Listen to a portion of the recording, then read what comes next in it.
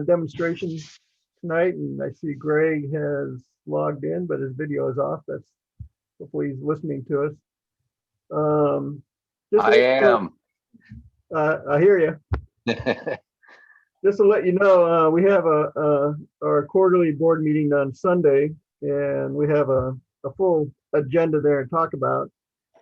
Some of the things that we will talk about is the current status of COVID regulations and our plans for what we're going to do as a club.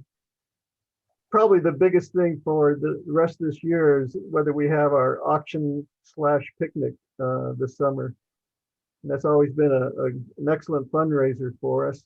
And so that's one of the big topics. If you have opinions one way or the other, why don't you just shoot me an email and let me know if we do have a picnic, whether you would be coming or you're not quite ready to do that yet. But as I say, that's our big fundraiser for the year, and it's always been a lot of fun. In May, we had a round of all of our classes. We had three classes: the bowl, the spindle, and the sharpening class, and they all went really well. In addition to open shop, so those are we'll be planning when we're going to do the next round of classes at the board meeting, and hopefully we'll continue with open shop for the rest of the year. And just to remind you, open shop is this Saturday at Dave's at Dave Wood's place. So we have we're still requesting people to register. Since we have 6 lays, we keep it to 6 people. And we have 4 registrations, and so we have 2 openings. So if you're interested, sign up between now and Saturday. Also, just to remind everyone, you can order all your your supplies online and pick them up at the open shop every month. So any orders that have come in last month, they should be there at Dave's place on this Saturday, so you can come and pick them up. That includes both the sanding supplies, the boxes of wood, and anchor seal. So what else? So John Beechwood, you have an AAW update for us? A little bit. We're getting geared up for the virtual symposium coming up in July, and registration's open. And then pretty soon they'll be posting the candidates for next year to be elected for next year's board for the next 3 years. So once that comes out, make sure you take a look. It's going to be a little more difficult this year like it was last year, because it's going to be hard to meet anybody. We're not having a live symposium. So look at the video. We have a really good group of people running this year. So I encourage everybody to look and vote in August when it's open. Good. Also, I want to put a pitch in for the monthly or the AAW online demos that have been going on. I think I mentioned the one that Cindy Droza did last month, and that was excellent. And Eric Lofstrom did the one this month, and he's an excellent turner for one, but he's also an excellent teacher. And his website has the 3 videos. When I checked them a couple days ago, the videos for somebody needs to mute. Let me see if I can mute everybody.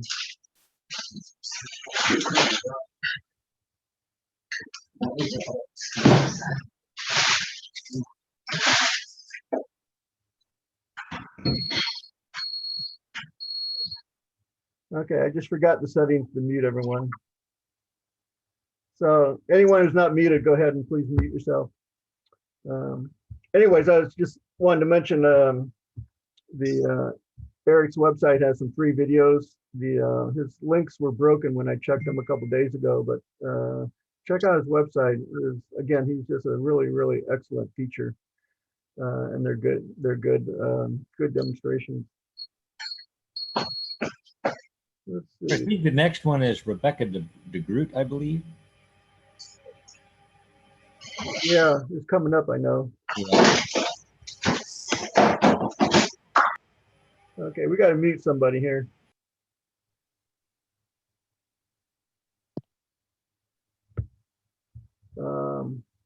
Okay, Bill, you want to show us what you got for show and tell? Where are you?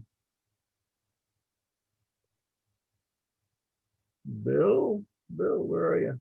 Yeah, I'm right here. Oh, there you are.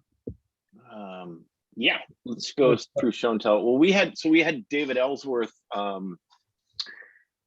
last month, and I think because of that we forewent the show and tell. So let me they're all in the, I posted them all in the newsletter, but I will share last month's challenge and show and tell. Here it is.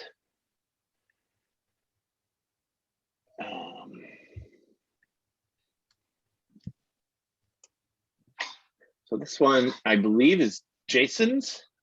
Sorry, the challenge was natural edge bowls. So Jason, this is yours. Looks like some cherry.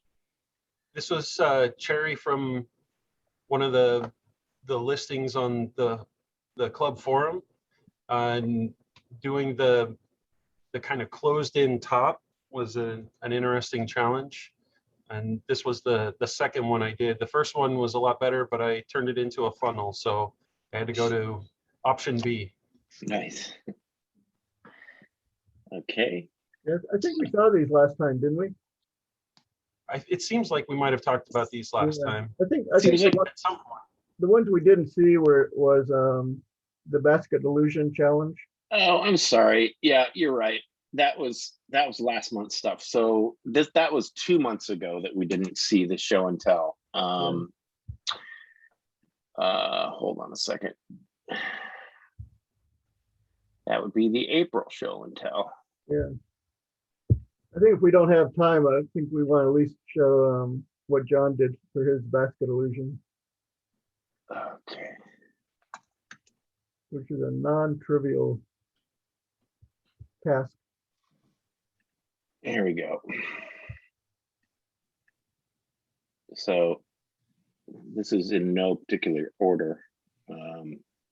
Oh God, sorry. This is you know what? Let's just do this. This is this month's.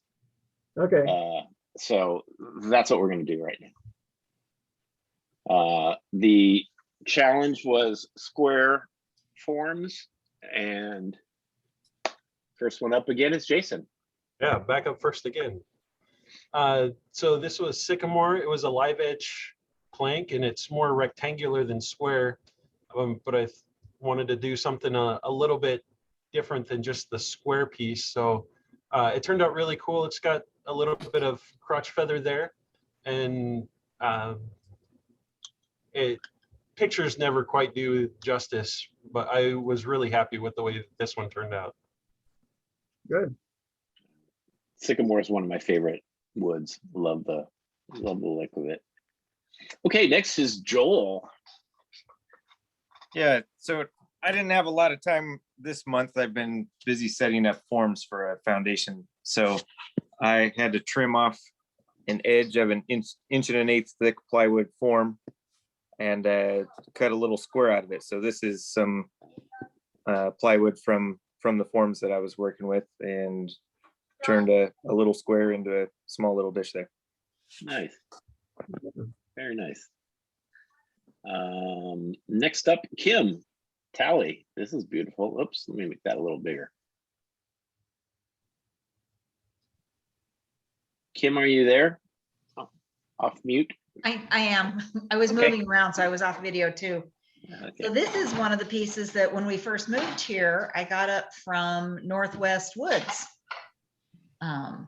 for the bottom, and it's been sitting on the shelf ever since there. I think they call that quilted maple. Mhm. If you look at the, yeah. Yeah. So, yeah, and then the lid is cherry and the finial is actually lilac. Oh, wow. Wow. Yeah, very nice. Beautiful piece of wood. It really is. It just has walnut oil on it right now. Very Is that the nice. first Kim. piece you've done where you turn a lot of air? What's that? Is that the first piece you've done where you end up turning a lot of air? Yeah, it is. It is. It's always a challenge the first time. Yeah. You're not used to that knocking, that tick, tick, tick, tick, tick, tick, tick. Yeah. Very good. Very nice. That came out very nice. So some show and tell now, Kevin. Just sequel.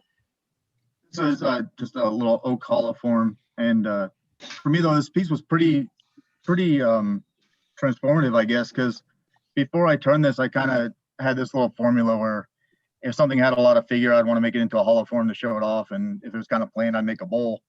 And so I think a lot of times my forms are kind of forced around that figure. But with this, it started off as a bowl, but it had a big knot in it, so I kept turning it away, and it gets smaller. It got smaller and smaller. I said, you know what, I'm just gonna make it into a hollow form as opposed to a small bowl. And I was able to just really focus on the form, and I was just really happy with how it came out. And then Yeah. after that, this was early last month, and then I turned quite a bit of stuff, and then just last weekend I turned this next one. Kind of shows you where things have culminated so far. And this is a box elder crotch out of that spalted box elder that was available a couple weeks ago. And again, that has a lot of figure, but I just focused on the form, and I'm really happy with it. I think I have a new direction. So Yeah, your forms are getting a lot better, I think, Kevin, Thanks. if you don't mind me saying. Yeah. And you know, form is like the first thing that people look at. That's the first, like, whether you're going to be attracted to it or not. It's not the figure in the wood, it's not the wood itself, it's not how well you've sanded it, it's what is the shape, what is the form, what you know. So yeah, good job, man. Mike Porter, are you with us today? I think I saw you there. Yes. Yay, Mike. Yeah, this is one of those little serendipity things. I was down at this farm where I always take my painting group, and it's down the hill from me. And he's befriended me many times over the years for lots of different things. And my grandkids just ride horses there and all. So I'm driving out, and I drive by his old woodshed where he splits wood. And I stop and I look in there, and there's a whole bunch of walnut logs because he has a walnut orchard. And I quickly stashed a piece in the back of my SUV, took it home, and most of the stuff was split, but this one came out kind of nice. It had a little bit of a natural notch in it, and it had some feather in it. And I gave it to him the other day, last weekend. He was thrilled with it. He said, "Where'd you get this wood?" I said, "I pointed to his woodshed."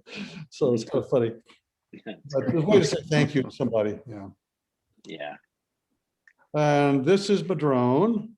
This was a give back to a friend whose tree came down several years ago, and I took a bunch of pieces of that and made gifts for the family. And so I made him this is about a 10-inch shallow, almost a platter. Yeah. Nice. Has some little spalting in it. Yeah. It's interesting staining to it, like straight across like that. Yeah. Yeah, I know. I just the way it was cut, I guess. I don't remember how it was cut out of the log. It's been 3 years ago. It's nice. Very nice. Here's another piece. That's beautiful. This is the biggest, actually, this is the largest bowl I've ever done. This is from the oak, whose genetic cousins are floating around the club with several different people. I think including you, Bill. You probably have a piece of this from this big tree. I know Beechwood does, and I can't remember who else. Maybe Willard does. Yeah, I have. Oh, you can't see it. And this one has some burl in it, but this is 12 inches across and about 5 inches deep total. When you show the side view, you'll see that I put a little pedestal on it. Seemed to work well with the wood, and I had to filled it with the burl holes with a little bit of epoxy and some copper powder. Turned out nice, walnut oil finish. Turned out really nice. Very nice. Yeah. Very nice, Mike. Thank you. Up next is Bill Caro. Oh wait, that's me. So I had just a bunch of offcuts, and I don't know, I was just getting into a groove. I was just taking a form. I saw Ruud Solnik's was one of his kind of vases, and I took that, and I've been trying to figure out a way to put a test tube in the bud vase, but with every time like I give it to someone, you know, obviously, what does everyone do when they get something that's turned wood? They turn it over, and when that happens, the glass tube falls out. So I found online some of these little like clear ponytail holder things, and I bought like 400,000 of them for, I don't know, $2. And so now I just wrapped it around real tight and then poked it back down in, and they stay really, really well. So anyway, just again, this is that whole thing about form, just trying different shapes, different variations on a theme or variations on a form. Was really helpful, because the first couple I did, you know, it took me a really long time, and then I just focused on what the shape is going to be, what it's, you know, and again, these are all just offcuts and just, you know, would have gone in the burn pile, but yeah, it was fun. And then bleached it. Is there one form that you like and one form that you didn't like out of these? Yes. Well, I'm not a big fan. Can you see my? Yeah. So the far left bleached one, I'm not too happy with. The one right in the middle is a fumed. Sorry, not fumed. It's ebonized with the iron oxide cherry, wild cherry, and I like that shape. It just feels very fluid, you know. It just, so some things like the necks are too long on here, but you know, it's just nice to do those and see and get them out of your system. And so anyway, there's that. How big are they? They're just little bud vases, so they're like, I don't know, can you see? I don't know if you can see. Yeah, we can see that. Yeah. So Okay. they're small. Yeah. Yeah. And the test tube doesn't fall out. So yeah, super great. So I did about 20 of them. That one in the front, Bill, is that cherry as well? Yes, that is bleached cherry here. It's the same. Yeah, it was the same offcut as this. Oh, wait, where are we? Same offcut as this, but I just bleached it with my bleachy stuff. Cool. What's the finish you typically use, Bill? Well, you know, I wanted to make them quick, so what I did was I just did that Beal buffing system, and some of them I would do like Tripoli, White Diamond, Carnauba, and then I just kind of I wanted to do it even faster, so I just did the last one, the Carnauba, on it, and then some of them I just did the Tripoli and the White Diamond. So they're all different, but mostly it's just the Beal buffing system is the final finish. Okay, so next, this is just a carved piece of big leaf maple, and I had it drying for a while and not, you know, looking forward to turning it. So did that and balanced pretty nicely. But I'm working on this lip that I really like, which is kind of undercut and with a little bit of a bead thing, and then then a ledge. It feels really good to pick when you pick it up. Yeah. So anyway, that's that. Next is Roger Crooks. So I don't know if you guys have seen Dan Tilden, but Dan Tilden did some demos where he took a piece of burl like this and then hollowed out sort of like this. I had this piece sitting unfinished for about a year because I didn't know what to do with it. So finally I decided to fill the river there with epoxy. That's the blue part. That's all epoxy. And I used dyes to color it and blacken all the top there. So it came out pretty good, I think. Yeah, it's very nice. There you see looking down. And that's There you see the stains. That's the coloring. I used the technique that Cindy Droza did in her demo, starting with a darker color at the bottom and a lighter colored at the top. So Very cool. And you've got some very nice burled these are bowls. I got the blanks from Dale. These are all madrone, and fairly madrone just cuts so beautifully. One thing I found out with the madrone, the middle one you can't see. I don't know. Do I have a second picture of that? Yeah. So I tried to dye the outside of that middle one a little bit, and for some reason madrone didn't seem to take dyes like maple does. I don't have any idea why. But they're gorgeous wood. Dale's on today. Thank him very much for the pieces. Hmm. This is also something I got from Dale's wood pile. It was about an inch and a quarter deep. Just a gorgeous piece of wood, and made a platter out of it. Nice. I think that's Yeah, I think that's it. So next, Mike, I'm sorry, Mike Porter, I'm sorry. This was out of order, but this was the side of your large oak bowl that you turned really pretty.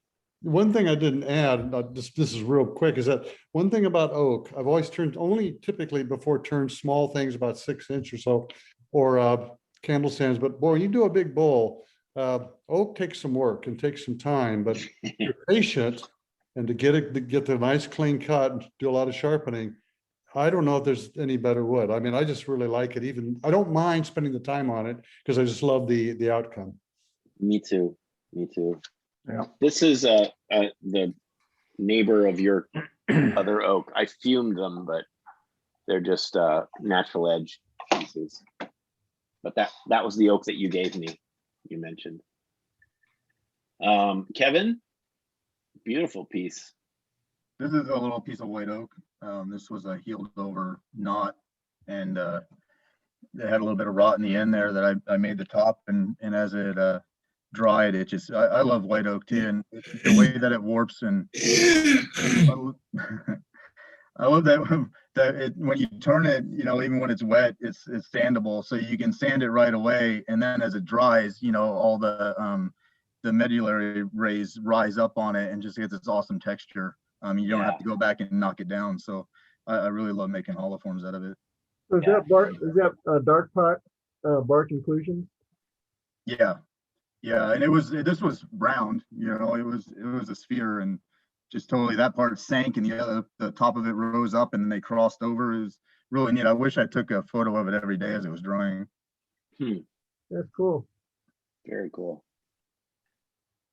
Thanks. Ooh, that's pretty, Kevin. This is the next one. Oh yeah, I did 3 this month. This was a piece of that cherry burl that I got back in March. This was the first hollow form that I turned out of it, and just had some amazing figure. I've turned some other stuff out of it lately that with my new form concept, and it's coming out really nice. Yeah, good work, man. Thanks. This one had some cool voids and figure there. And then this was that box elder that came down in the storm in Lake Oswego, and it just has some really cool looking patterns in it. I think like my wife saw this and thought it looked like some birds flying into the sun, and that looks like the Horn of Africa, and it's a really neat piece. And for the tree, it was cool because like the tree was full of rot, so it has a hole in it where there was rot, and then it had the swirly little burl eyes in it everywhere, so they're in there, and just kind of has a little bit of everything that was their tree. So I actually gave this piece to the homeowners. Nice, very nice. Sorry, this is another shot of the oak hollow form that yours. You really see where it crossed over like that. Yeah, and you can see the bottom too there, where it really just got kind of wrinkly, and it has a cool texture, and it fits in the palm of your hand, so you can't avoid feeling all that when you pick it up. It's pretty neat. Very cool, man. Very cool. Should keep doing those. Yeah, I'd like to find out. I had a piece of walnut that I thought was going to come out similar, and unfortunately it didn't work out very well. So I definitely have my eye out for them though. And here's the other shot of that. Yeah, and there you can see into it, and yeah. Thanks, Tom. This is the one I There's think that, yeah, there's the basket of illusion business that you wanted us to show, right? Yeah, it's yours, John, right? You with us, John? Yep, I'm here. Okay. I had to unmute. Yep, that was my first basket illusion bowl. I had a couple minutes and 40 hours later, I got it done. There's That's great. 1,270 squares on the inside and 1,270 squares on the outside. But who's Jesus. counting, huh? My I love grandson. looking at these, but I don't have the patience for them at all. There's no way, but they are amazing. Yeah, it was a fun project. And Make me that's a crazy. design of your own? What's that? Was that a design of your own? Yep. Very nice. And I don't know, did we see these before? I'm not I sure. I thought know we that did. I think Yeah. we've seen those, yeah. I think we have, yeah. I talked about the beaded bowls during a turn-in talk, but I don't Yeah. think we've done it here. That's what it was. Yeah. Yeah, very nice. So that was all sycamore. That biggest one is about 23-inch diameter.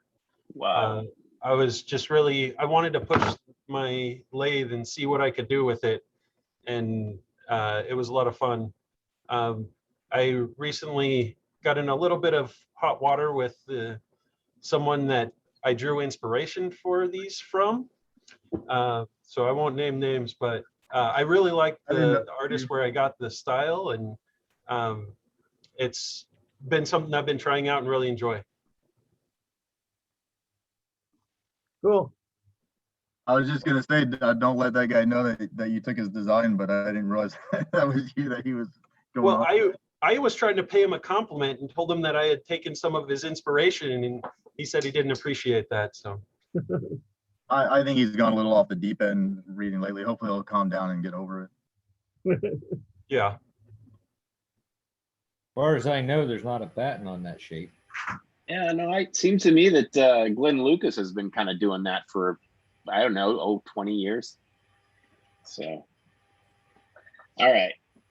Yeah, so I don't know if we've seen any of these. Have we seen these? Tom Hansen? I don't know if Tom's here. This is a really pretty piece Tom Hansen did. Here's a basket of illusion Tom Hansen did.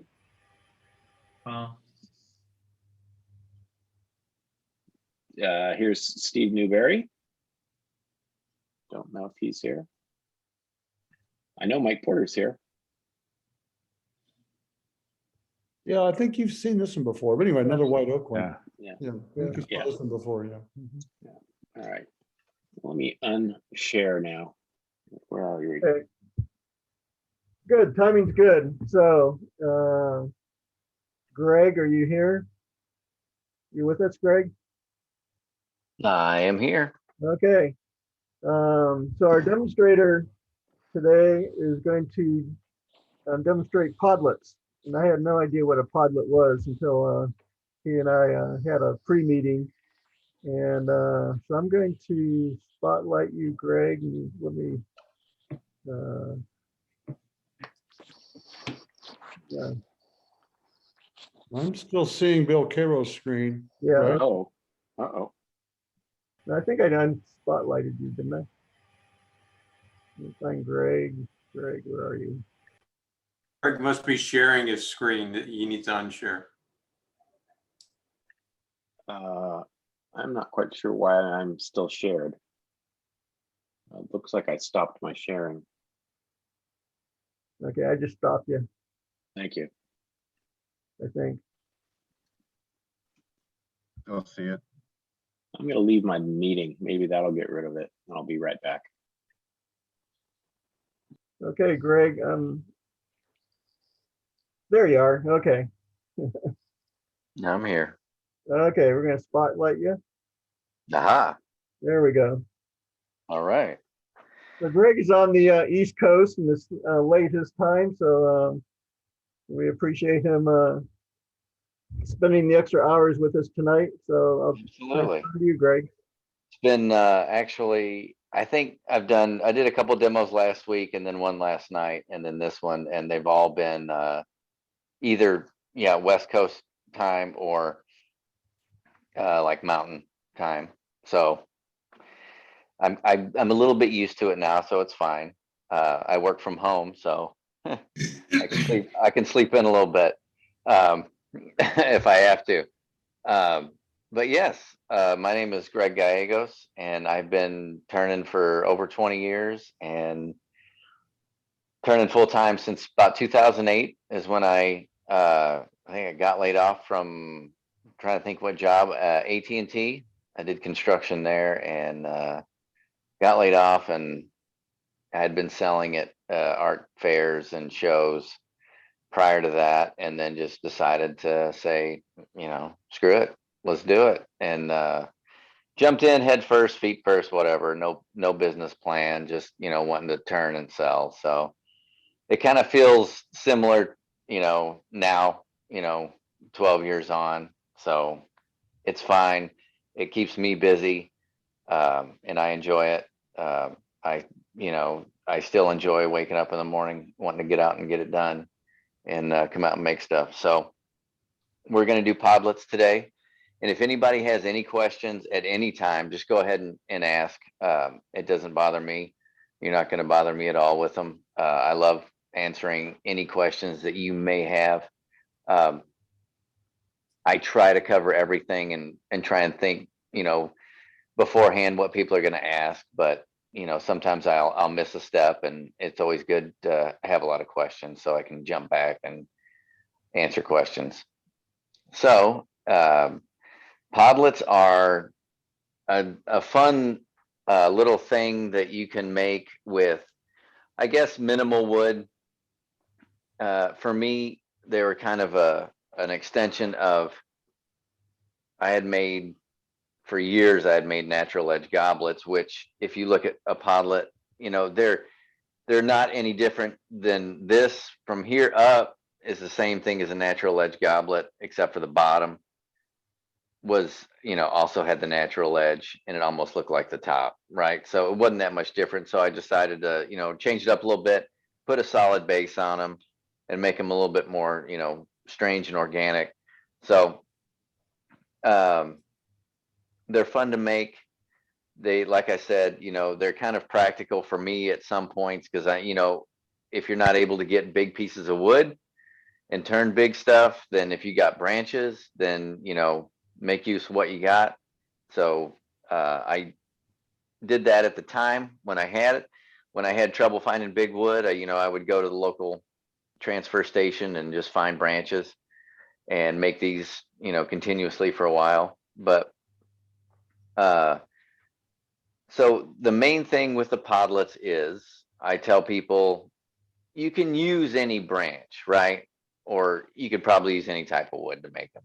But I use branches that have reaction wood in them, which is, if you're looking at a tree, you're looking at the branches that come off 90 degrees that are kind of parallel with the ground. Those branches will have a lot of reaction wood, which will mean the pith will be off center. And that's kind of what you're looking for. That's probably the most important part. Can you make them with the pith running right down the middle? Sure, you can. You have to just move and align things a little differently. The examples that I have here, let me switch camera up a little bit. So I have a few examples of different, I guess, types and different shapes and forms. So this one is kind of a pretty basic, pretty easy kind of. The top is very flat. As you turn it, it's pretty flat with just a little bit of a inward, curve and dimple right here. And then, the stem and the base. This is oak, black oak, I believe. And oak works really good for these because oak will move quite a bit when you're turning it end grain like this. Here's another one in the same black oak. So a little bit different shape in the cup part, a little bit more of a funnel type shape. I like this shape a lot because you get to use a little bit more of the bark. and to keep that bark on there. And depending upon the wood, oak does it, apple works really good for it, cherry. The thicker you can get this bark edge to stand out, the a lot more wave you'll have in it as it dries out. It'll get really wavy, which I do like that. And this is just pear, and no bark on this one, so it's kind of got a, you know, a no bark edge, but still the natural edge. And I have a couple examples of some failures, but you know, things to keep an eye on. So this would be an apple one. And as you can see, we have, you know, some major cracking here in the base. Some people I've seen make these, and then what they'll do is, like, you know, fill that in or add that to, you know, add some kind of decorative accents to that crack. And that's fine. You know, when I first started turning these, I figured they would crack, so I wasn't too worried about it. But as I kept going on, they didn't crack. So I was like, okay, cool. So as you can see in this one, the stem is bent, but it's not exactly a nice fluid bend, like say like this one is. So what happened there was, as you get into working the stem, if you find a little knot or some figured wood or just something that's not clean at all, that's what you're going to end up with, is just either a hook and like a little crook like that. So you know, and you're not going to know that until you actually get into the wood. You can do your best to look at the actual, you know, blank that you're going to get and see if it's got little buds on it, knots, branches coming out of it. Same thing with this one. There was a bit of a knot right in here, so it didn't exactly bend perfectly. But I mean, the top turned out really good. I like the wave in that one. But you know, it happens. So we'll get into that as I'm going. I'll try and, you know, show you the ins and the outs of trying to get a good solid blank. And like I said, if I'm looking for wood, obviously this is a branch. I think this is apple. So if I'm going to cut the blank out of this piece, obviously I want to try and skip, you know, maybe some of this right here, not there, and the branch coming out. So I would probably try to cut it from here down to here, probably. And then, you know, if you want to make a smaller one, you could cut it from here to here and then kind of work your way down that way. And you want to try, you know, try and avoid the little suckers coming out and all that, because all that stuff leads back to the pith, which, you know, if it's, you know, if it's not aligned right, that will actually show up in the pith. So what I usually do with a Podlet demo is I have rough turned some already, and I'm going to show you how to rough turn just, you know, a blank, just a straight blank that I've already, you know, pre-cut. And then I try and turn a few of them so that when we go to the microwave, you know, we can spend a little time there and kind of go over microwave drying, because that's you know, a different animal as well. And how I bend the stem, and I'll show you all that. So I'll try and turn, hopefully I can get 3 done, because I'll turn the first one and go over all the cuts and take it a little bit slower. And then the other ones, I'll come back and then I'll do those at a little bit more normal speed so that I can, you know, get a few done. So, and then I find that beneficial, you know, because I'm thinking about it to myself. If you guys are recording the video and you'll be able to watch it instead of just turning one and watching that one over and over and over again, you can, you know, there'll be a few there that you can watch. So without further ado, I usually mark the top where I want my top to be, because I'll look and see. So this is apple. The pith is right here on the top. So what I've done is come to an area, and this has got a little bit of, looks like it's starting to go bad here. little lighter colored areas.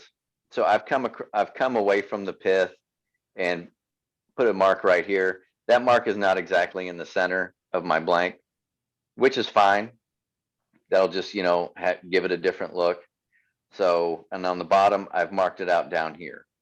So, and kept it away from all this stuff. And then the pith is right in there. So I'll mount that up. I use a, as you can see, it's a, the spur center, but it's the 2, not a 4. I find that beneficial just for if the blank is uneven when you cut it, then you'll be able to kind of rotate that spur drive and, you know, lock into some good wood. Like I'll come back and have a look and then kind of maneuver it so that it locks in pretty good so that I can get a good, you know, hold on it.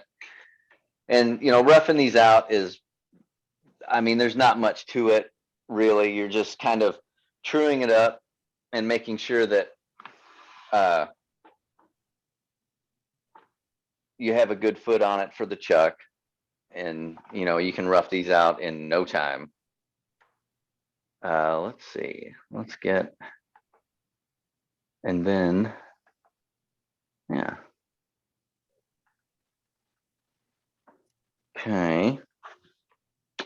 And yes, my new lathe, I got a stubby from John Jordan, and I got it hooked up Tuesday, I guess. Spent all day Memorial Day digging a trench for the electric. So I'm happy that it's finally hooked up and I get to use it. And I do love it. So when I turn these, the only thing about this lathe doesn't have a speed guide on it. So I used to turn them on my other lathe at 2,000 RPM and I would not change the speed at all. So I'm just trying to get a feel for this one to see where it's at, but for the most part, you don't feel comfortable turning very fast, and I wouldn't.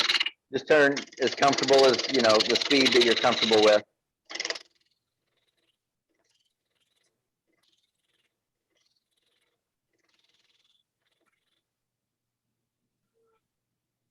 Real quick, forgot to mention. So really the only tools I use for Podlets is a 1/2 inch bowl gouge, 3/8 bowl gouge, and parting tool. It's really, you know, almost gone. But anyways, those are just the 3 tools that I use for them. Nothing else. If you want to rough out the blank with a spindle gouge, you can. It's not a big deal. No right way, no wrong way to do that. You're just trying to get a cylinder.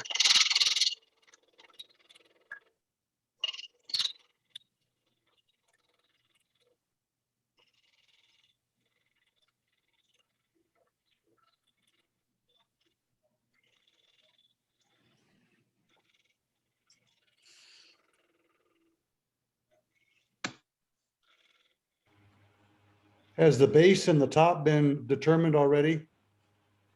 Yeah, I mark out, usually on the blanks, I'll mark out which side I want the top and which side I want the bottom. And I'll do that just by, you know, looking at it. Not too much goes into it, just that maybe I see something that I want in the top part that might look cool, or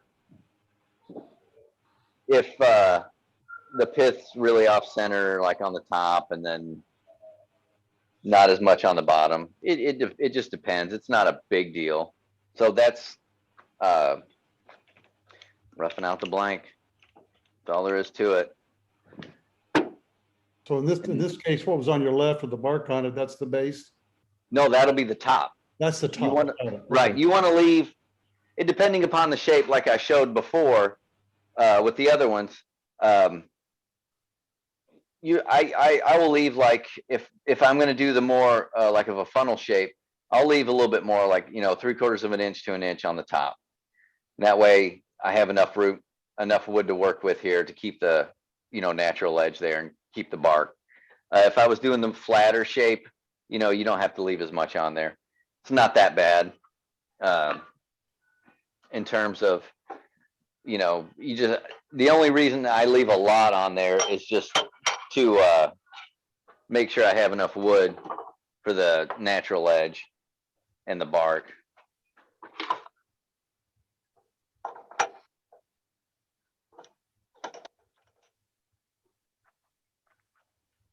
Take the tailstock off.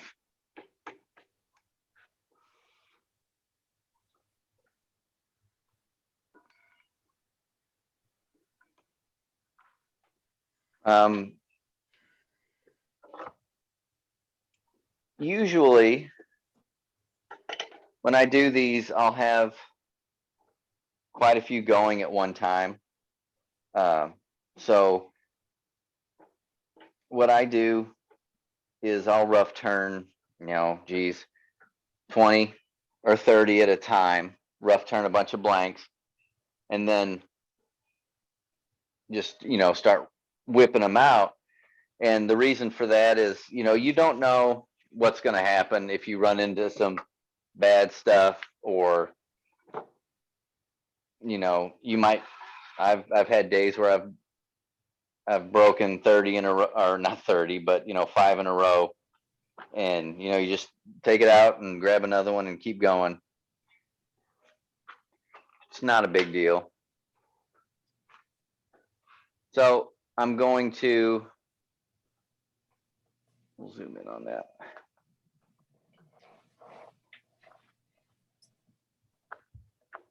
I'm going to start making my cuts to make the cut part. Now, I'm going to true the face off first.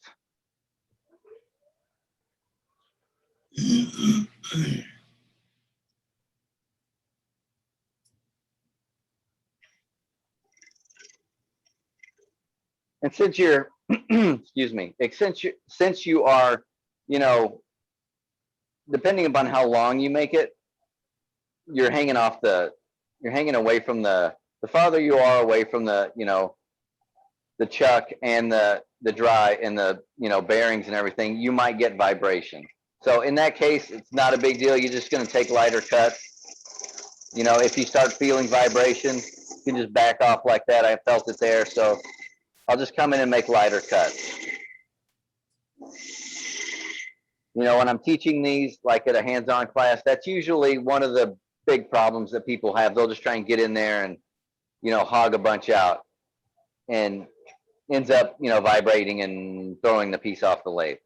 But so when this is end grain, right? So we're cutting end grain. So not much different than turning a bowl, but you always got to remember to keep your tool rolled over, because if you try and attack it with the tool straight on like this, it's going to kick it back every time and probably throw the piece off. So I'm going to keep my tool rolled over to the right, about 45 degrees. And I'm trying to think. Yeah, so when I'm coming in to make these cuts, these initial cuts on the outside, I'm actually starting my tool right at the edge of where the bark is and the outside of the piece, and I'm just going in at that angle that I want. I mean, you could make any angle you want, but you just got to make sure that you start that on the outside edge, because you'll end up having a flat spot if you don't.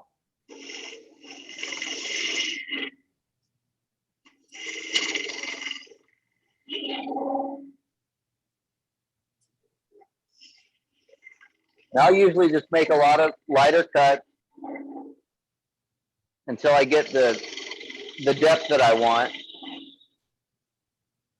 And then once I do that, I'll come back and take a couple of finishing cuts and try and get the best finish that I can, the best tooled finish I can on the whole piece, on the whole inside. Because when I do these, the majority of the time they're for wholesale orders. So in order for me to get a bunch done, I usually don't sand the insides, this part or the outside of the cup. So I just try and make sure that I get the best, you know, tooled finish I can. Okay. Since you're cutting in grain, why aren't you cutting from the middle out?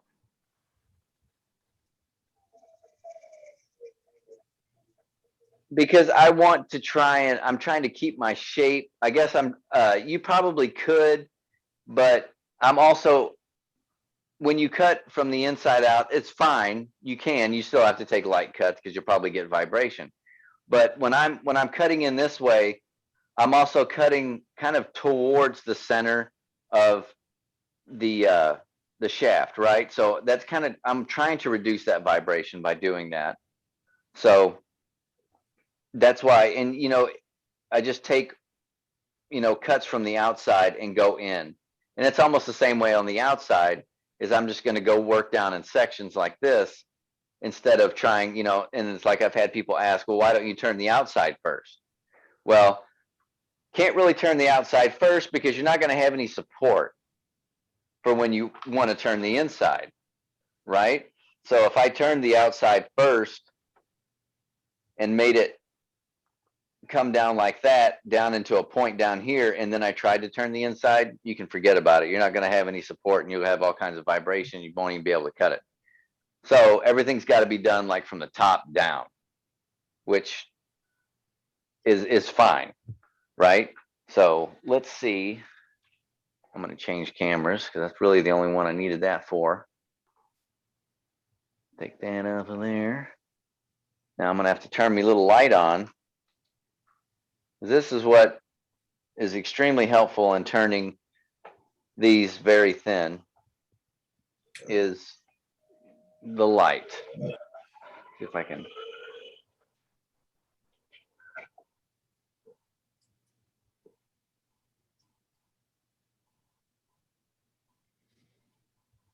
So, like I said, I'm going to work down in sections. I'm going to remove some wood here to give me room to work as I start to come down. Light cuts.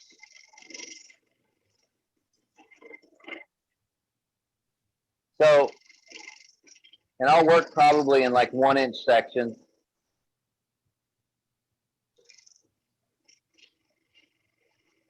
I can already see light starting to come through there, and you can too. So if I'm looking straight down on the piece and I'm standing here, like where my tool is, the camera angle is a little askewed, but I'm looking straight down and I can actually see the way it's rotating. I can see my thickness of my wall.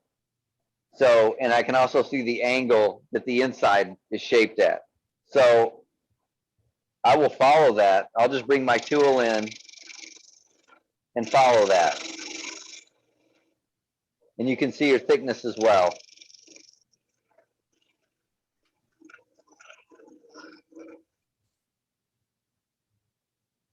You can actually get apple really thin. The thinner you get wood, obviously, the more it'll move.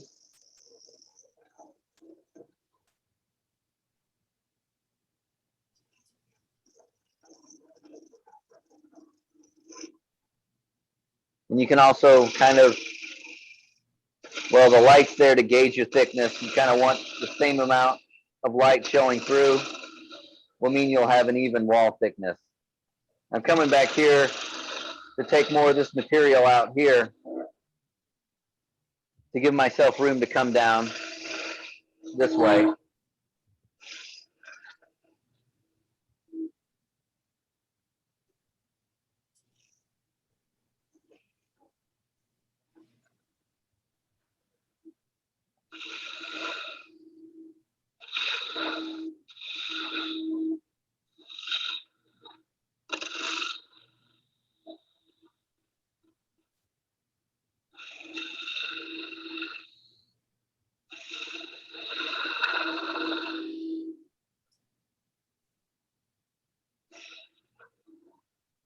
And once you reach a certain point, you know, you're not going to be able to come back up here and try and make a cut because it's going to be too thin.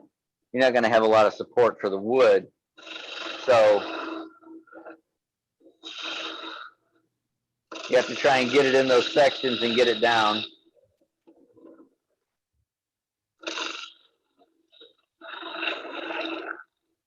About how thin is the top now?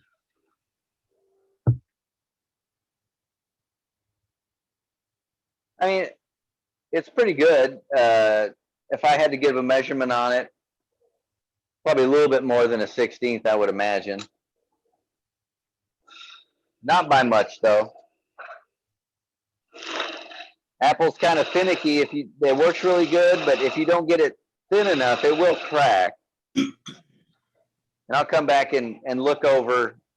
We won't be able to see if I do that, but I can look back in there and kind of gauge my depth of how deep my bowl has gone. And also you'll be able to tell if you come back up, and look over top, how much light we have shining through.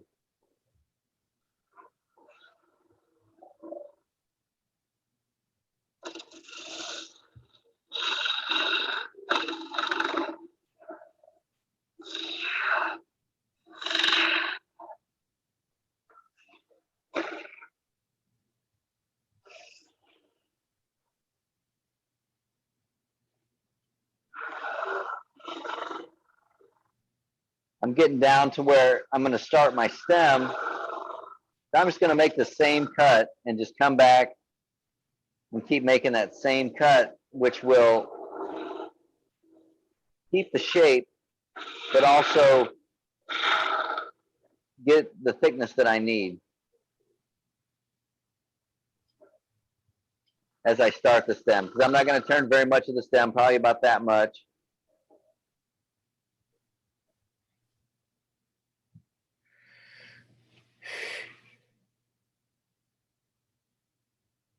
Okay, that's all I'm going to do for that. Now I'm going to bring the tailstock back up, and for added support when I turn the stem and the rest of the piece.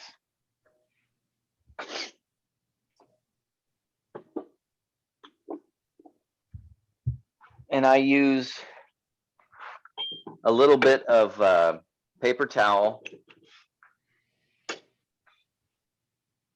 and just, I mean, it doesn't have to be that much, just something to protect the inside from the live center on the tailstock. So I just get some paper towel and, wad it up, or you can fold it up, wad it up. I know I've seen some people use tennis balls, things like that. I just use paper towel because I'm not cranking this down a lot. I just need a little bit of pressure to hold the top part of it steady as I turn the rest of it. So I'm cranking it down. I'm going to start spinning the piece by hand, seeing when my live center moves, maybe crank it down a little bit more. That's probably maybe too much. And then we'll try that. It's not much pressure, just till that live center starts to move and grip a little bit. So the added support that gives, it kind of helps you able to make some, some heavier cuts, I guess, if you want. You don't have to, obviously. So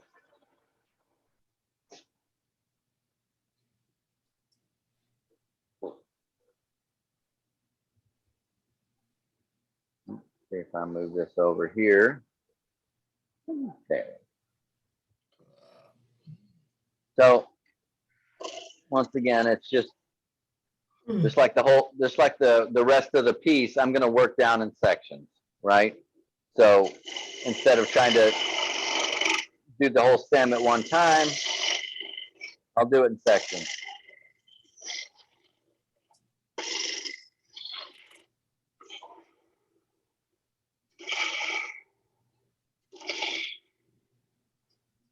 Do you have an estimate, Greg, for the water content of the wood? Is it really wet and green, or has it been drying for a while?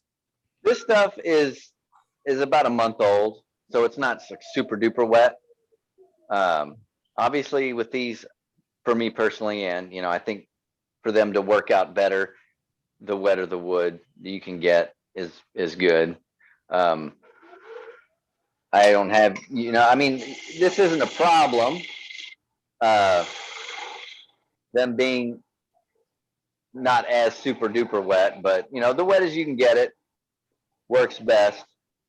So I made that cut. So this cut that I'm making, when I'm almost using, I'm rolling over my bowl gouge to the left this time, and I'm cutting with this wing of the gouge, and I'm almost just rubbing the bevel, and almost, it's like cutting like with a skew chisel, really. So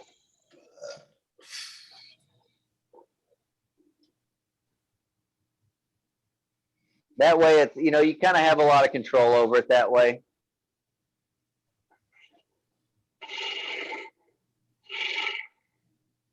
Is there a reason that you don't use a spindle gouge?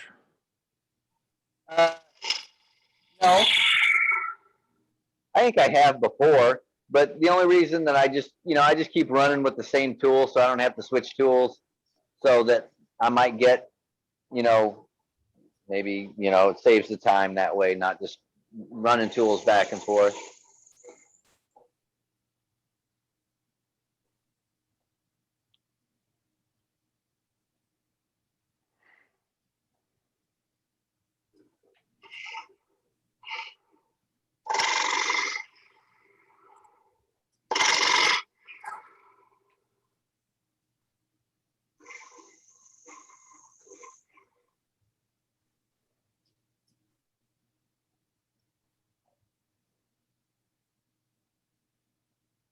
And if your stem, when you're trying these out, and you know, if your stem isn't, you know, smooth, or you have some choppy spots in it, you know, don't worry about that. That's what sandpaper's for. A trick to these is, you know, if you want good movement in the stem, you know, they have to be fairly thin. Is there a rule about how thin they have to be? Not really. If they're too thick, they won't bend. So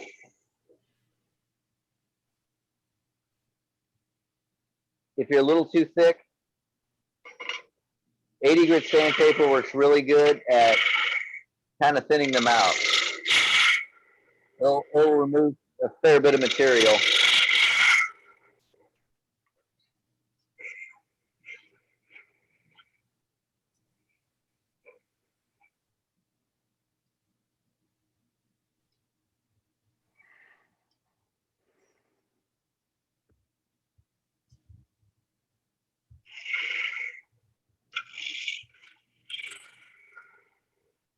I'm getting close to the point where I'm going to start my base.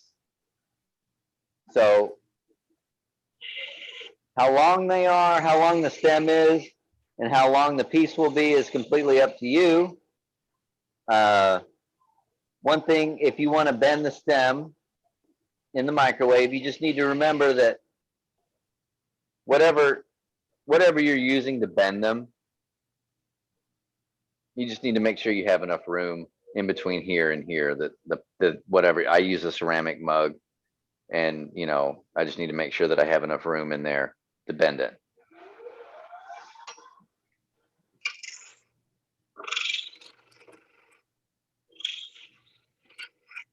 Now the base can be any shape, right? That's where you can kind of add something extra to them, or just make it your own, I suppose. It can be a spherical shape, it can be flatter. It just doesn't matter. You know, you can really play with it. I've done all kinds. This one's going to be spherical.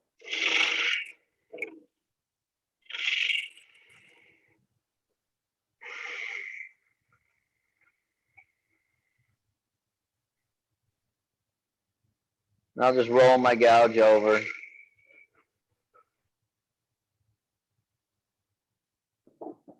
I'll come in here with a parting tool.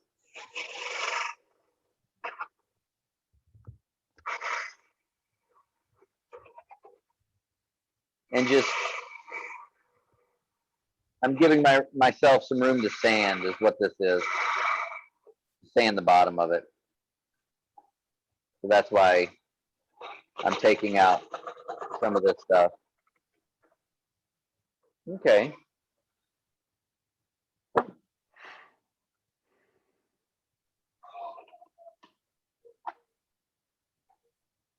Let's see. Yeah, that should work.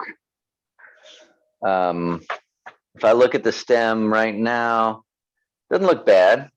Actually, there's like a little, it's like a little knot or something right there, maybe. So I'll keep an eye on that.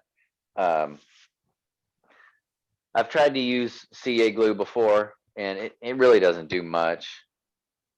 So most of the time, if it's one like this, it doesn't seem too bad. I'll just keep it and then see what happens when I bend it. So now we're going to sand it, and we're going to use water with a little bit of dish soap in it. That'll help keep the paper from clogging. Well, it doesn't keep the paper from clogging up, but I think for me, what it does is it helps clean the paper off when you're trying to keep sanding. The paper will clog up, obviously, but with the dish soap on there, it kind of acts like a lubricant, and it, helps it out quite a bit, cleaning it off with your finger. If you use just straight water, it will clog the paper up pretty quick, and then kind of takes the fun out of, keep going, trying to do it somewhat quick. So I'm just putting the sandpaper underneath the stem, and I'm putting my thumb with light pressure on top of the stem to kind of stabilize it as I sand it. So, and I'll work back and forth just like that.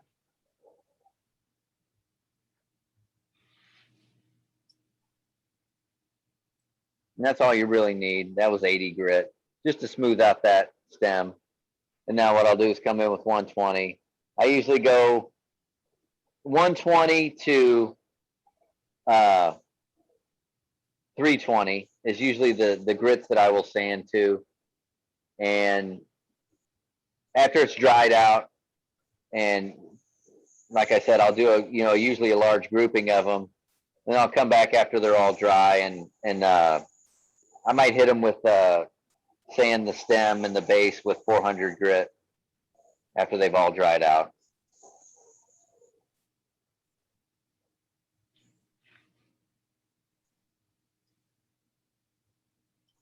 So always remember to be careful when you're working this close to the chuck.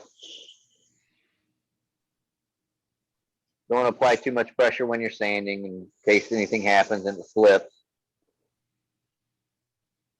And your hand slips, and then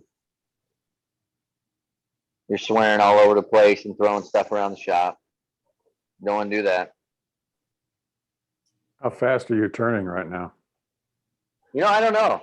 I actually had it set today. I was playing around with it and seeing, there's only 2 drives on this, 2 drive belt, or there's 1 belt, but 2 drives on this one, 2 pulleys. So I was just playing around, and I think I have this one set on the lower one. So I'm not exactly sure how fast the lower one goes. I think it only goes to 1400. The top speed on the other one's 3000. So like I said, I usually turn them on my other lathe at 2000 and just kept the speed constant. So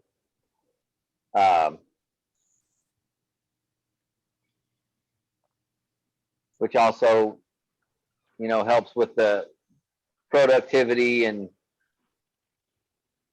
now if the piece is larger, if it's longer, you're going to have to adjust your speed somewhat maybe slower a little bit, not any faster probably, but I have to slow it down some. I mean, I wouldn't suggest, you know, if you haven't made them before, I wouldn't suggest trying to turn a really long one to start out. That can come in time. The longest ones I've made is probably tallest, I guess, longest, whatever, about 20 inches. And that's a different process. I have a one-way spindle steady that, you know, I use when I make the really long ones. So not exactly a fast process, but it's fun because you're making them really long and you do a lot of different things with long ones. I've made some out of yew before and then steamed it and then bent the stem around different things. So that's a lot of fun. Hey, Greg, what kind of sandpaper is that? Just cling spore. It's probably their basic hook and loop, you know, the kind you can buy in rolls. I'll show you in a second. Okay. So Greg, I'm looking at that base and imagining the stem will bend. And what's to keep it from tipping over? Do you have a way to know whether the base is wide enough so it'll stand upright later? It's a good question. So a lot of that has to do with you know, the top part, right? If getting the top part thin enough and light enough, I guess, right? There's probably some physics and geometry that has, you know, that goes along there. So if you make the base too small, obviously, and you bend the stem and then the top, if you bend it too much, if it's got a good bend on it, then it probably will fall over. I mean, I've done that before. You can make the bases wider. Well, I mean, you know, you can only make them so wide, obviously, the dimensions of the log, but you can try and increase the mass just by making it, you know, thicker this way.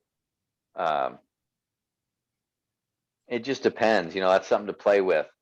It doesn't happen too often. That it's usually on the bigger ones, obviously. Like I've turned some that are like, yeah, you know, 5 inches or 6 inches around.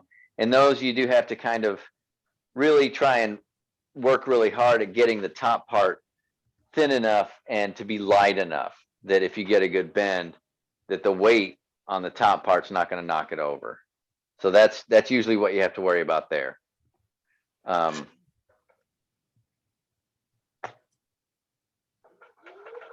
So what I'm going to do now is just use my parting tool and just come in here and finish taking this down quite a bit.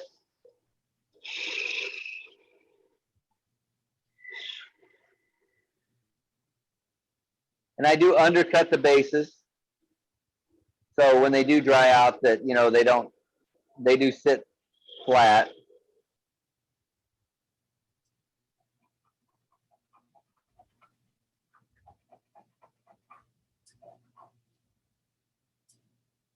And there's no rule to how small you have to get that. I just get it kind of thin so that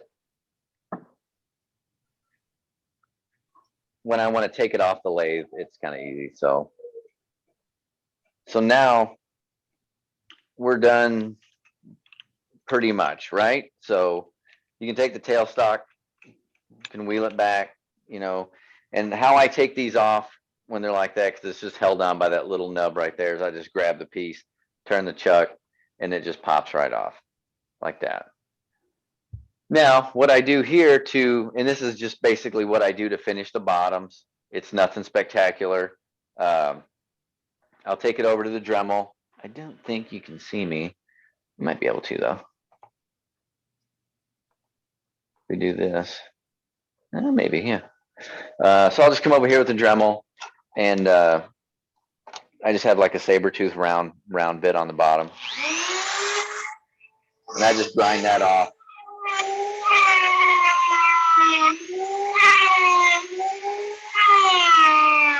And then I just make a little black dot because it burns the wood. There you go. And I make a little dimple in it, and that's it. So that's that. All right. So that one's done. So what I'll do now is I'm gonna try and turn. How much time do we have left? How much time did that take up? Let me ask that. So we have about half hour. Half hour left? Yeah. Okay. Let's see. I'm going to throw this one in a jug of water so it can soak, which is what I do normally as well. Let's see if we can get an oak one going. This one might be a good one. So, when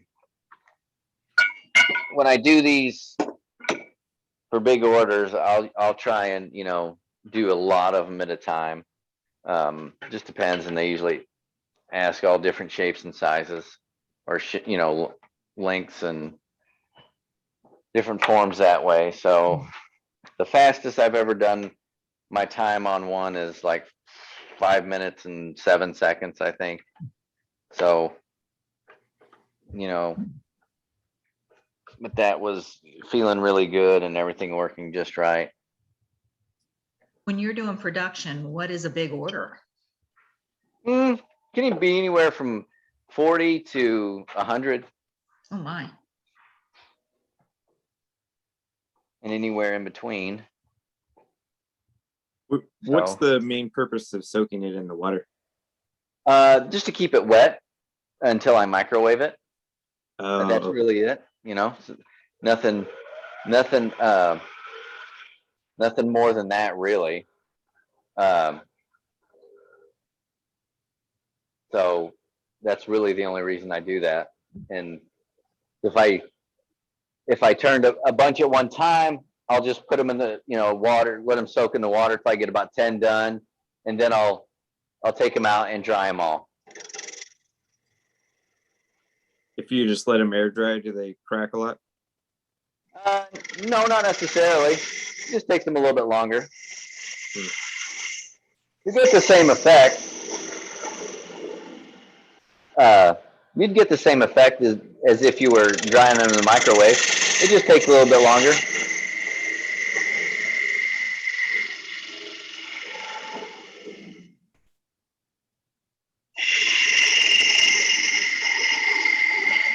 Now this is oak. This is some of that black oak.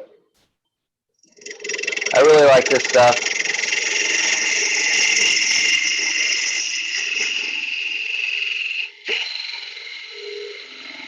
Turns really good. Moves a lot. Good for a lot of different stuff.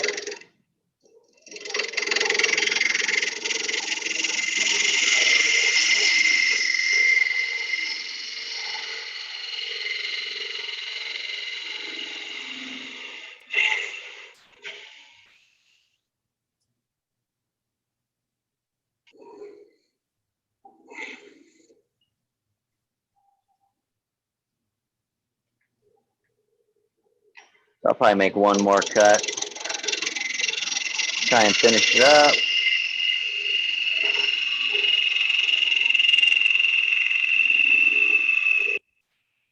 So is your blank about 12 inches long? No, I don't think it's 12 inches. I think it's probably, this one's probably 7 or 8, probably, I would think. And I usually I don't necessarily measure them to like, am I going to get, people usually don't ask for specific sizes very much. So I'll just usually get as much as I can out of the wood that I have. So whatever that might end up being, but they're normally, I would say they're probably the average size. It's probably 6 to 8 inches and probably 2 to 2.5 to 3 inches in diameter, probably, I would say.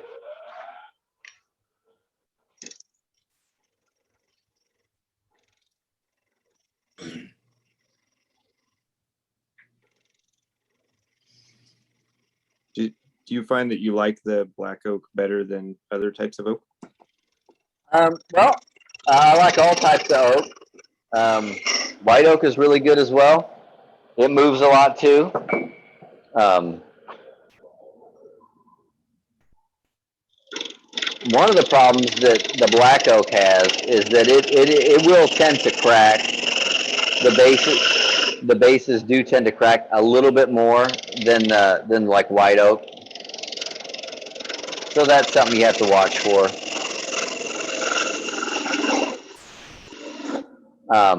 But it's like anything else. Experimenting, playing around with it, seeing what's going to happen. But white oak works really well, too. Red oak. Actually,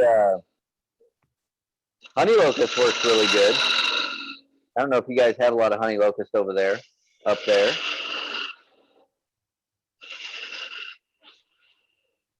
The only woods that I found that don't work really well are the fast growing trees. But the bases on those usually crack without fail.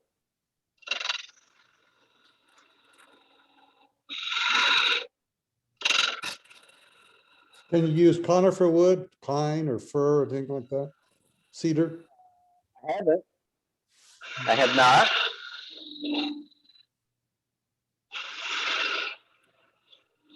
We have a lot of pine here, along with everything else. But no, I haven't. Might be worth a shot, though.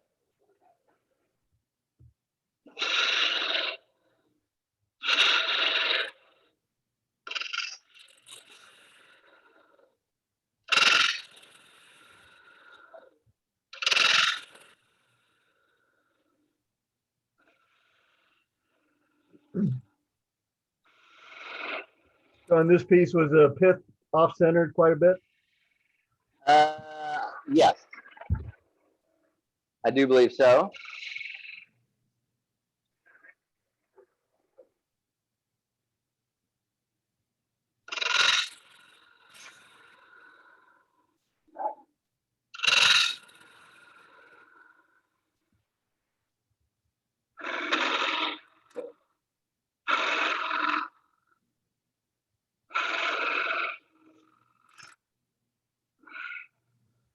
Looks like the light shining through makes a pretty effective thickness guide as you're cutting down. It does. Absolutely. Can't go wrong. I suppose you can if you go through the piece, but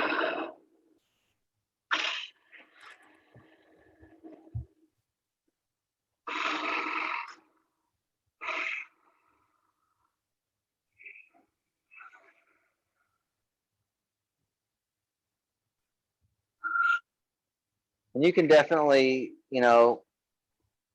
play with that transition where the stem comes in. You can make it longer and make it more drawn out or more abrupt, I suppose. I like the more elongated, elegant type look. And what diameter are you shooting for on the stem?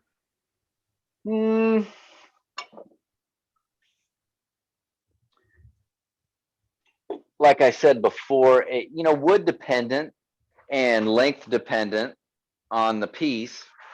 You could get away with having a little bit of a thicker stem on a longer one, because it'll still, if it's longer, it will bend, even if it's, a little bit thicker. Shorter ones, it's going to have to probably be somewhat thinner. So I'm thinking, don't have a actual number in mind, but what I have is the reference of like,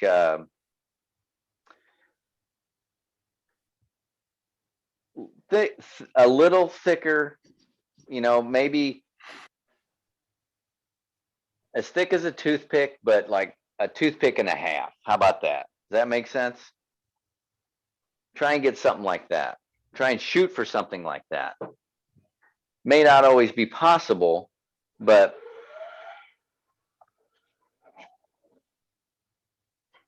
this one will be a little bit longer, so I could get away with having a little bit thicker stem.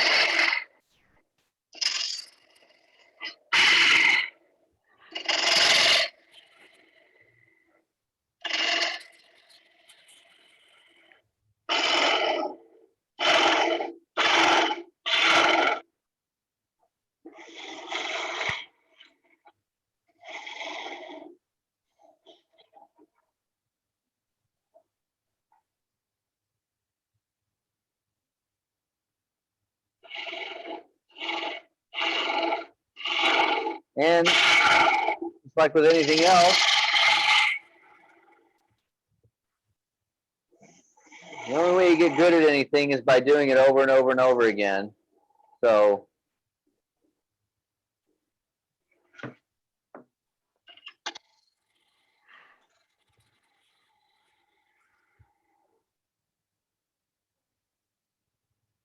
once you learn it's kind of like a rhythm, and then mechanics, muscle memory, all of that.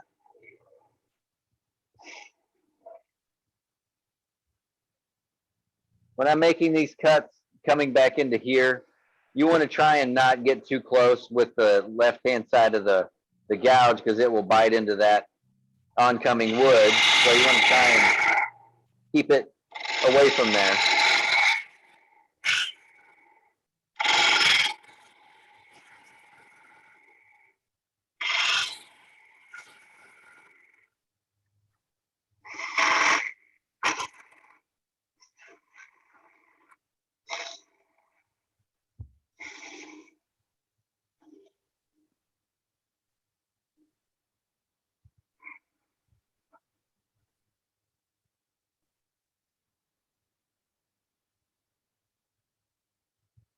What kind of a grind do you have on your bowl gouge there?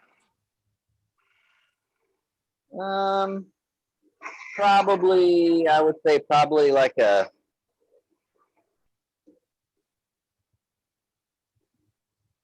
oh geez, 50 maybe? Somewhere in there, probably.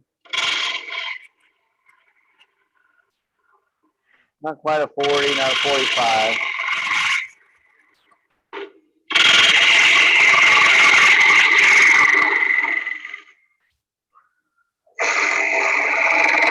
I've always sharpened freehand. You know, it's how I learned, so I don't use a sharpener, a guide, or a sharpening system, I should say. Yeah.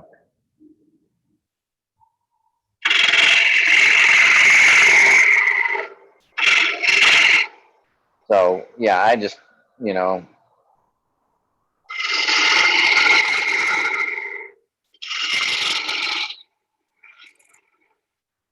sometimes I'll grind my tools to the job that I'm doing and what suits it.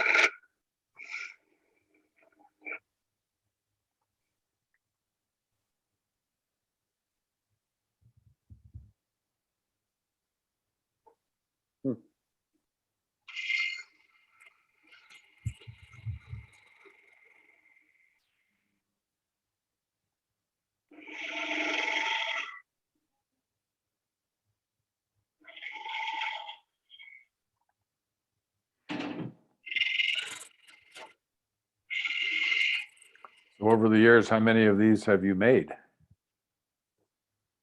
Oh, I would imagine that it's probably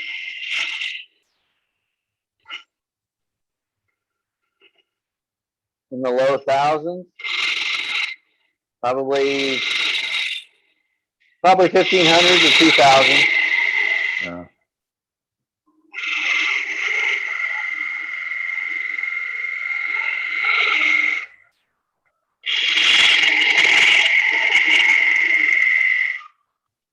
And remember, not all of those make it.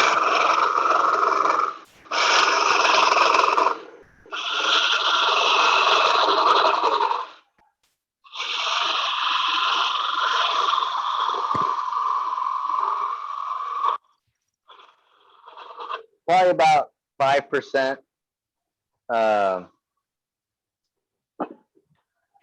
failure rate on them overall, which isn't bad. Like pretty much anything else we do. You do stuff long enough.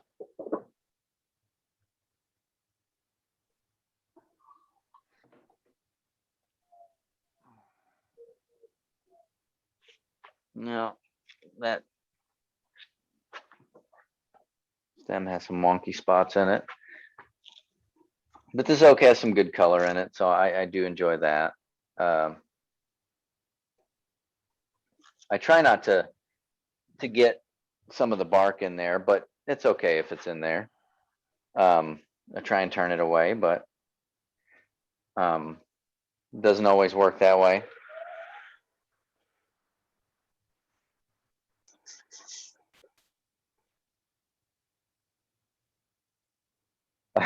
This is a good gauge if you've made a lot of these. So if I'm doing a wholesale order or I'm doing a good group of them, I know that I'm good for about 40 or 50 before I need to take a break from doing them, because sanding like this, I literally will get a hole in my thumb, like right here in this area, from repetitive sanding like this. It will get raw, and then it'll end up hurting, and then you get a hole there. So I know I'm good for about 40 or 50 before that happens.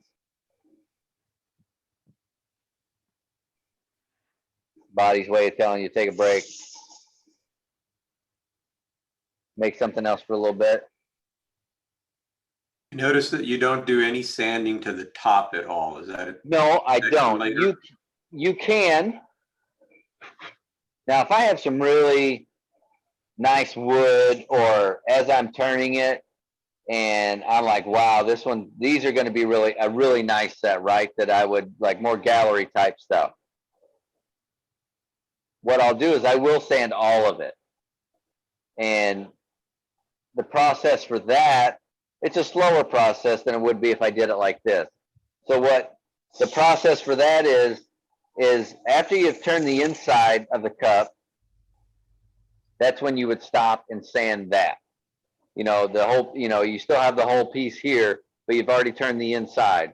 That's when you'd stop and just sand the inside then, before you bring the tailstock, or before you turn the outside down, you sand the inside. And then to sand the outside of the cup part, what that is as you're turning it in sections and you've completed a section down to the desired thickness that you want to go, you stop and sand that section. So it's a little slower, a little more tedious, but I will do that with, if a piece is really nice, or if it's bigger and I know it's going to turn out really well, I'll make sure that I take the extra time on those. Do you worry about the bark coming off when you dry it? It depends on some woods it does, some it doesn't. Oak, it usually stays on pretty well. Apple, it'll come off sometimes. You can kind of tell when the bark is probably not going to stay on, because you can kind of tell that it's maybe loose already, or there's parts of it that are loose. It doesn't happen all that often. Most of the time, if a piece is really, really green, most of the time that bark will stay on no matter what. if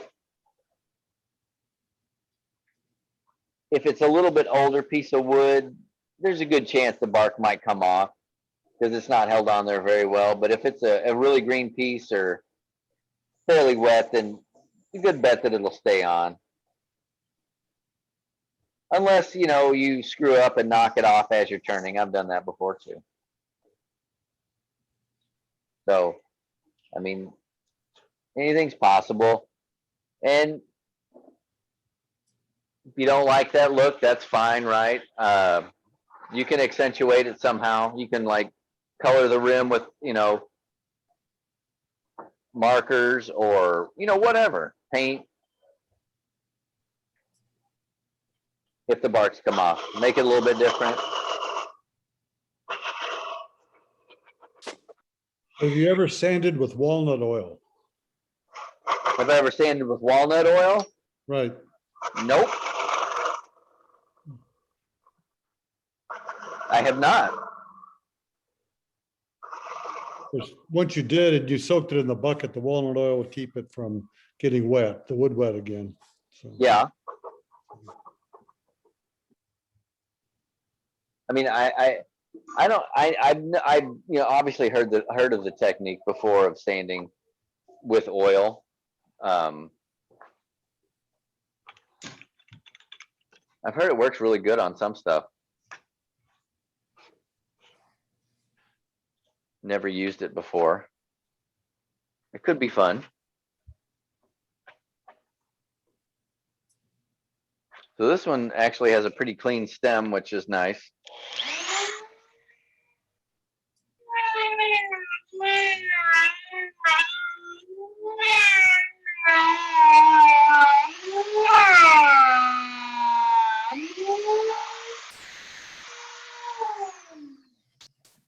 So I think we'll jump over to the microwave with these two and see what happens. So we don't waste any more time with that. And when I'm doing these normally, what I'll do is, actually, I'll just leave them in there. I'll usually take them inside and rinse them off in the sink, rinse all the slurry off, because they will get all that on there. So I usually do rinse that off.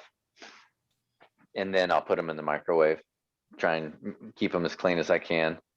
So I'm going to switch my camera over and to this one for now.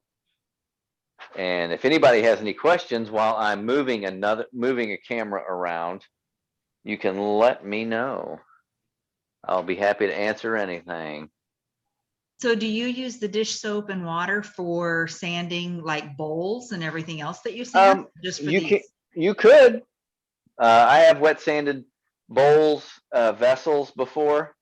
It's a longer, it takes a little bit longer than you would think, right? So, I mean, it's okay. It works.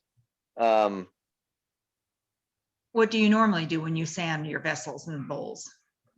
Well, most of the stuff I turn is green. So, okay. Oh, so you don't sand them then? Oh, I do. Haha.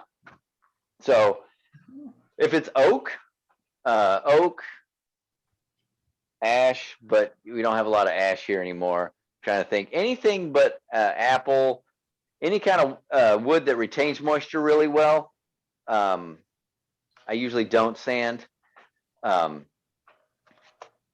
that point, but the majority of the oak that I turn and everything, I will sand it right away after I'm done turning it, finished turning the inside and everything. I take a torch and I lightly, I will lightly go over the edge of the piece, over the surface, and kind of, you know, blanch the surface moisture off of it. Just enough to get me the dryness that I need to sand it down. I don't want to take all the moisture out of it because I still want it to keep as much moisture as possible so that I can put it in the microwave and get some kind of movement out of it.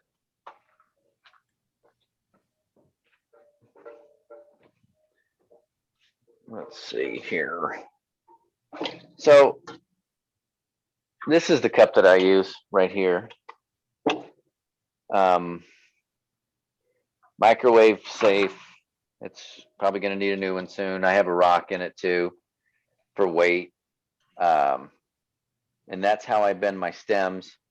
So I'll look at this one. Remember that had that little knot right there. So I'm gonna try and put that up on top like that.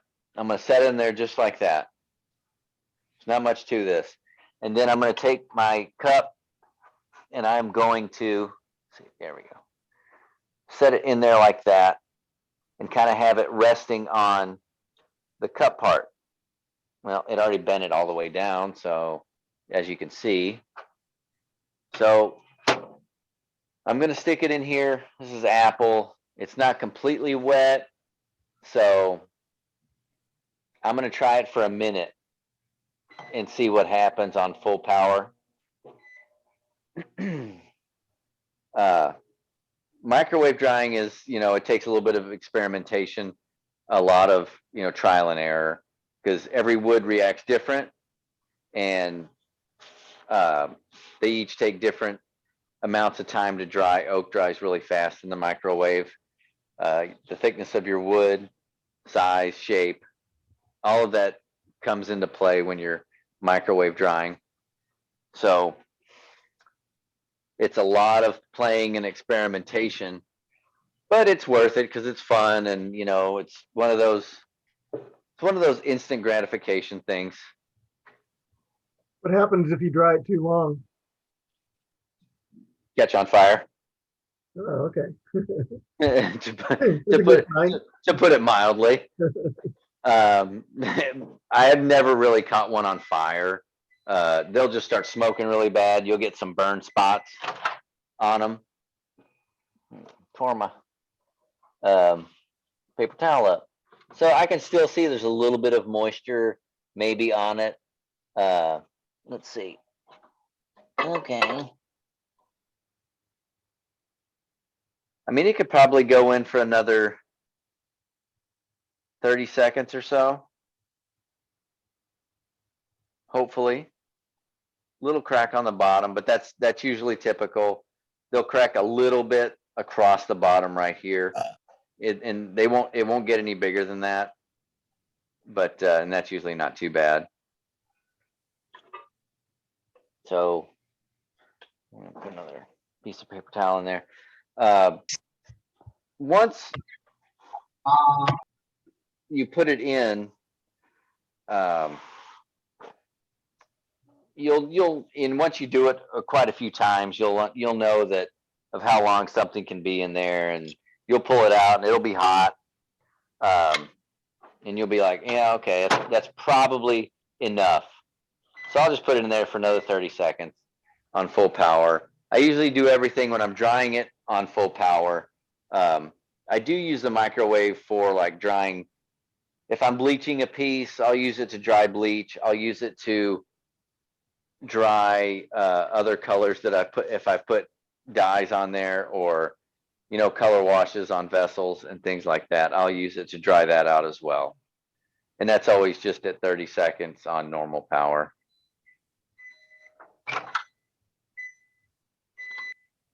So once I have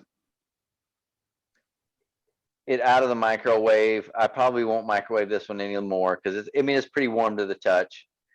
So what I usually do at that point is that I bring it over to another area, and then I'll continue the bend until the stem's completely dry and the top's, pretty much dry.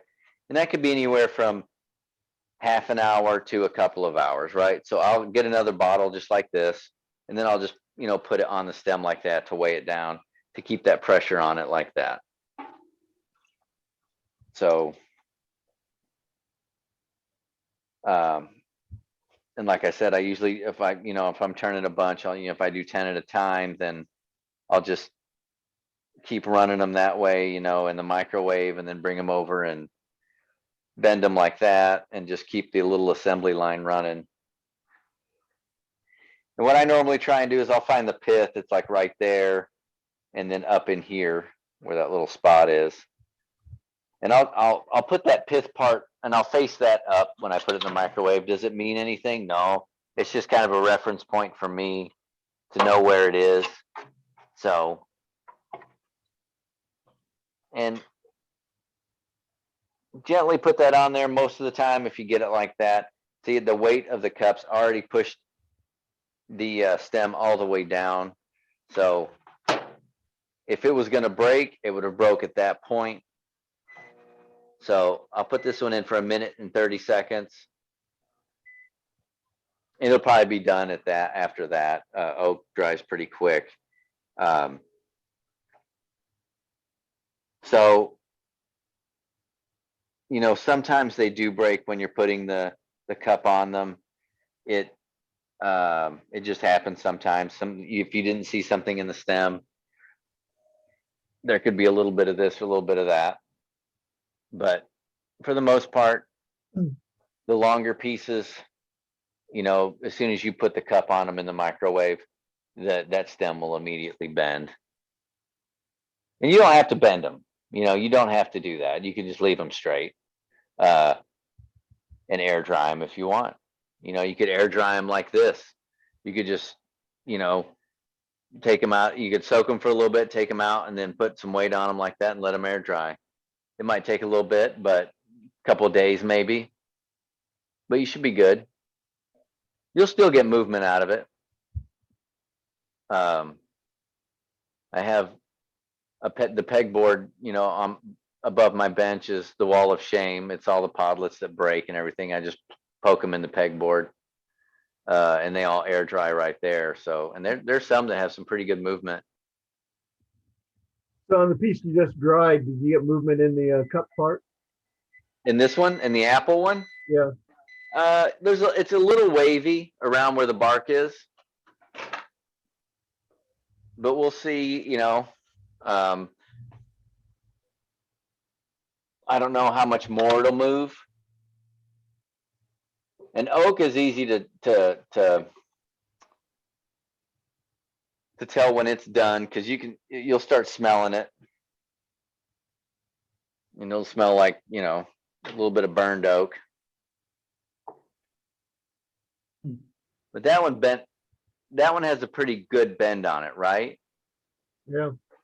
You know, has a good lean that way, and so it's still sitting pretty solidly up. Greg, what would one of those sell for, like that size? Like this size? Yeah. My retail on something like that would be probably like $80. $80 for that, really? What's that? $80. Yeah, that's the retail. Yeah. Wow. More than I thought. Okay. Yeah. Well, I mean, you know. So then, you know, I'll put that on there just like that. And then, you know, that's it. And then, like I said, I'll just keep going and going and going. And so will you put a finish on any of them? Yep, like I said, I'll wait. I'll let them dry, usually for a while, and then when they're all dried, I'll come back and sand them down. Probably hand sand them just with like 400 grit on the bases and the stem, and then and it's usually just an oil finish. That's usually what I use. So I keep it easy on those, just easy to apply. I just use a brush, you know, and brush the oil on. So that's kind of, you know, what I do with that. The oil would be something like a Watco oil? Yeah, I use just like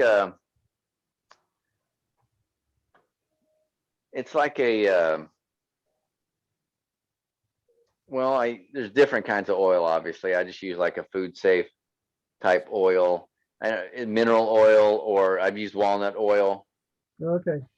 You know, it just depends. I've tried different stuff out, just because I do like trying different oil finishes and seeing what works and seeing what doesn't work. I mean, they all work. I'm not a big fan of like, what do you call it? Yellow, you know, the finishes that get yellow. right? That will yellow wood. So I always look for oils or whatever that, adjust that camera there, that don't that yellow pieces out. I don't like that at all. I try to stay away from that. Yeah, but then it just, I like acrylic, the spray acrylic matte finishes. You could even do this. You could probably do this on the Podlets, the Krylon matte finish. I like this stuff a lot because I just like the matte finish that it gives on a variety of different pieces. You could use it on, a piece like that, or you could even use it on, a piece of burl like that, right? So it just depends. I'm not a super shiny finish guy. The shiniest I'll get is if I just, use the buffing pieces out, right? On a buffing wheel. That's usually, and then like a triple E compound or whatever, that has a good finish too. You just finish some pieces like that. So Okay. that wraps it up. Any questions? Yeah, does anyone have any questions? Doesn't have to be about Podlets. It can be about anything else too, of course. Terrific demo, Greg. I loved it. Thank you. Well, I've learned two Hey, new Greg, words this week, dibbles and Podlets. There you go. Okay, well, thank you very much. It's probably Yeah. past bedtime there, so. Yeah, of course. let All you right, go. though. What Thanks. time is it? Yeah, we're at midnight. Yeah. So Fine. thank you very much. And I appreciate you Yeah. guys for having me. Yeah, absolutely. so, No, we wanted to get you here for a couple years now, or at least I have. Yeah. Well, I appreciate it. I really do. I look forward to, I can't wait till everything opens back up again and, travel around. That's always fun. I enjoy that. But this is not bad either though. Because at least it's, there's good and bad of both, I suppose, but. good. Well, All right. Greg has okayed us to record the demo, so I'll get it up online in the next few days. So we'll be able to go back and take a look at it. So Greg, Absolutely. we appreciate your time. Yeah. Thanks, Greg. Yeah, and you can reach out to me on Instagram or Facebook or whatever, and I'm usually pretty good about answering questions, so don't feel